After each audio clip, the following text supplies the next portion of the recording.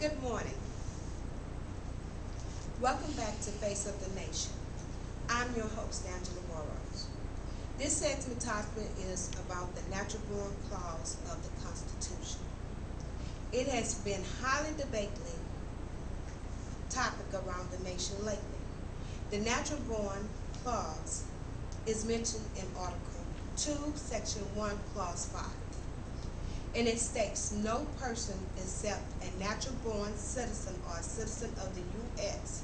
shall be eligible for the office of president. And also age and resident.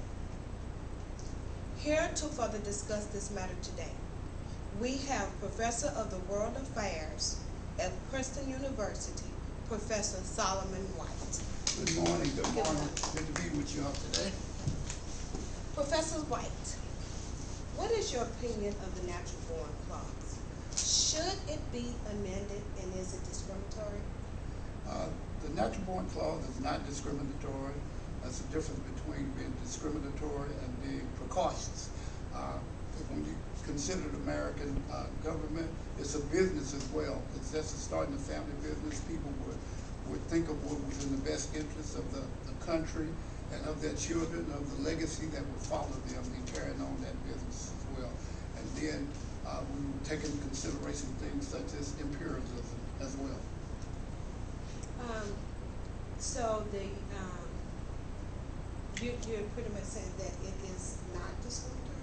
No, it's not discriminatory. As I said, it's the difference between discriminatory and being precautious. And precaution is something we use in every aspect of life or whatever.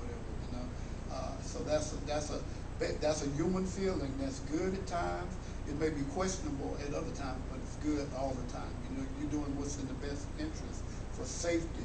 And you're not just thinking about one life, you're thinking about a whole country as you're thinking about this. Thank you for your information. I would like to add in the imperialism. Do you feel that it is precaution? What is, could you give me a little bit more information? What is imperialism? Imperialism is the policy, practice, or advocacy of extending the power and dominion of a nation, especially by direct territorial acquisition or by gaining indirect control over the political or economic life of other areas. The extension of imposition of power, authority, or influence. Another just clear-cut thing is a conflict of interest. Conflict of interest, okay. I would, at this time, I would like to add to this discussion, I would like to introduce the lobbyists of the American government, Randra Arsenault.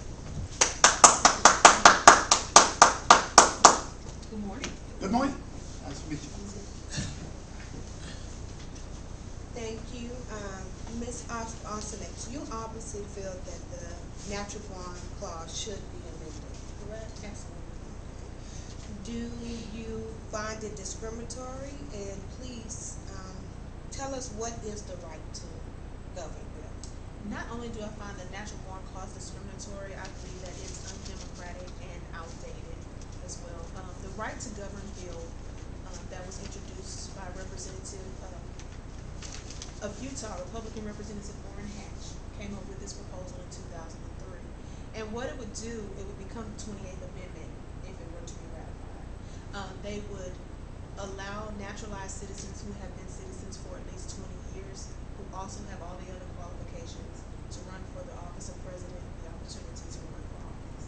It just would simply state that would not be the only thing holding them to be ineligible to run for office.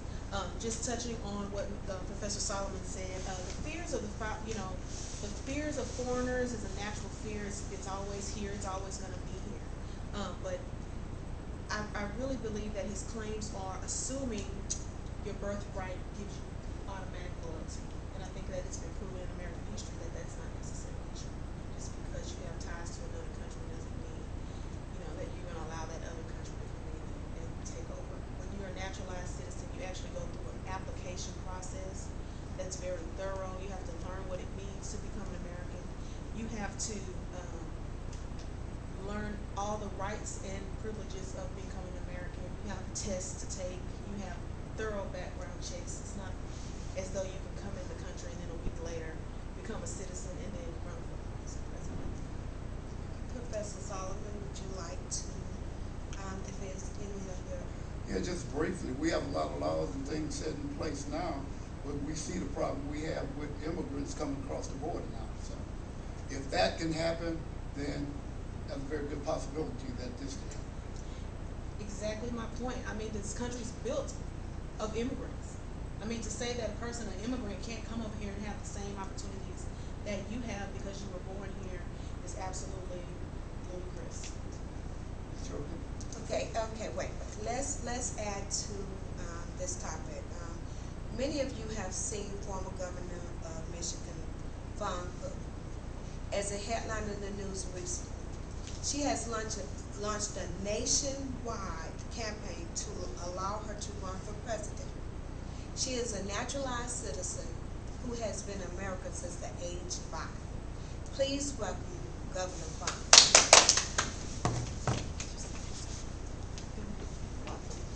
Good morning, Governor. Welcome, Governor. It's pleased to meet you. You have not been the first naturalized citizen to want to run for president. There is a list, but I can't go into detail with that list right now. But just to give you an example, we have Arnold Schwarzenegger and other candidates that does not qualify. Could you give me a little information on what is preventing you from running for the president? At first, thank you for having me here today on your show. I entered America when I was 8. My parents left Vietnam because they didn't like the way the government was organized. So I came here and I studied law and politics science. I graduated the University of California and the Harvard Law. I became the assistant of U.S. Attorney and Michigan Attorney General, and then I became the Chief Executive Office of the state. But yet I'm still considered as a foreigner. You have a lot of credentials that are going for you. Could you give me a little information on what might be some of the obstacles that you face? Yes, I'm qualified in every aspect, but the only thing that's stopping me from becoming a candidate is the natural born clause. I mean, you can't choose where you were born, but you can choose where you pledge your allegiance. And I'm just as American as the next citizen. I mean, in fact, I may be more. I've learned what it means to become an American citizen during the naturalization process.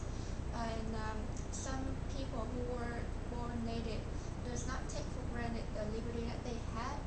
And I cannot say what American will or will not will. They may or may not vote for me, but at least afford me an opportunity to run for the office I've earned.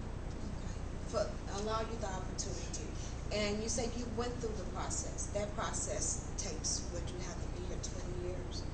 And we have one side that says discriminatory, we have one side that says being cautious. Would you like to elaborate on any of the reasons? Yes, I would just have a couple of questions for Governor Vaughn. Number one is, does she still have family that is in the Vietnam nation that she came from? And secondly, if this country will call to go to war against what was in the best interest of Vietnam or somebody else who looks like what is in the best interest for what is in the best interest of Vietnam, what would she do? Could she do her Professor Solomon, do you still have relatives from another country, from Africa? Okay, we could go on and on about this discussion. So we're going to wrap the show up for today. There are ballots that you all can participate in to help make this decision. And when you make that decision, you are voicing your opinion. You have that right, utilize it. At this time, we would like to wrap this show up and thank you for joining us today. tune in to the next episode.